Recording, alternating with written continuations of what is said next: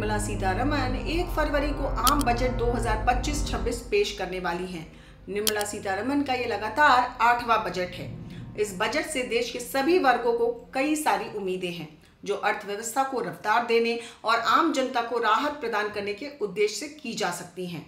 वित्त मंत्री को अब तक मिले सुझावों और विभिन्न स्रोतों से प्राप्त जानकारी के आधार पर बजट में कई प्रमुख बिंदुओं पर ध्यान केंद्रित किया जा सकता है। आइए जानते हैं कि वित्त वर्ष 2025-26 का सालाना बजट कैसा हो सकता है। दरअसल इस बजट को लेकर भारतीय स्टेट बैंक ने भी एक रिपोर्ट जारी की है, जिसमें एसबीआई ने बताया है कि आने वाला बजट कैसा होगा। एसबीआई के इस रिपोर्ट के अनुसार केंद्र सरकार अपने आगामी बजट 2025 में बुनियादी ढांचे, खेती, एमएसएमई और अन्य महत्वपूर्ण क्षेत्रों को बढ़ावा देने के लिए कई घोषणाएं कर सकती है। इस रिपोर्ट की माने तो बजट में वैकल्पिक वित्तपोषण स्रोत, पीएलआई योजनाएं, भारत की हरित अर्थव्यवस्था और आपदा प्रबंधन को मजबूत करने की रणनीतियां भी शामिल हो सकती हैं। एसबीआई की रिपोर्ट में एग्रीकल्चर बजट को लेकर कहा गया है कि कृषि और संबद्ध क्षेत्रों के लिए एक ऋण गारंटी निधि ट्रस्ट के निर्माण का सुझाव दिया गया है। यह कृषि मुल्क श्रृंखला वित्तपोषण सहित नए कृषि ऋणों के लिए कवरेज सुनिश्चित करके जल्द लोन देने का काम करेगा, जिससे कृषि क्षेत्र में सुधार होगा।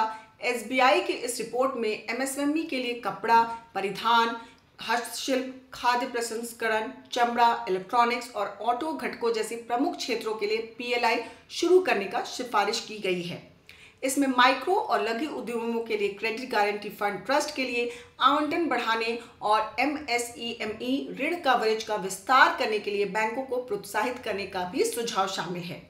इसके साथ ही इस रिपोर्ट के अनुसार शिक्षा क्षेत्र में वैश्विक संस्थानों के साथ सहयोग और भारतीय संस्थानों के लिए विदेशी केंद्रों की स्थापना के माध्यम से सुधार की उम्मीद है, जिससे अंतर्राष्ट्रीय छात्र यहां आकर पढ़ाई कर सकें। इस रिपोर्ट के मुताबिक इन सिफारिशों का उद्देश्य प्रमुख क्षेत्रों में आर्थिक विकास, लचीलापन और स्थिरता को बढ़ावा देना है। आइए अब जानते हैं कि सरकार से जनता क्या चाहती है। लोगों का कहना है कि कम से कम 10 लाख तक की सालाना कमाई टैक्स फ्री होनी चाहिए, क्योंकि मिडिल क्लास आने वाले वक्त में लोअर मिडिल क्लास दिख रहा है।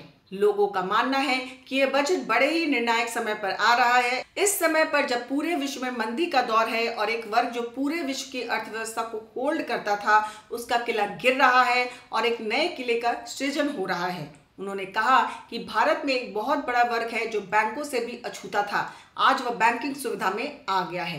इस खबर में फिलहाल इतना ही। तमाम खबरों से रूबरू होने के लिए आप बने रहिए हमारे साथ, क्योंकि खबर के हर चौराहे पर पोस्टमैन मिलेगा आपको सत्य के संदेश के साथ। जय हिंद, जय भारत।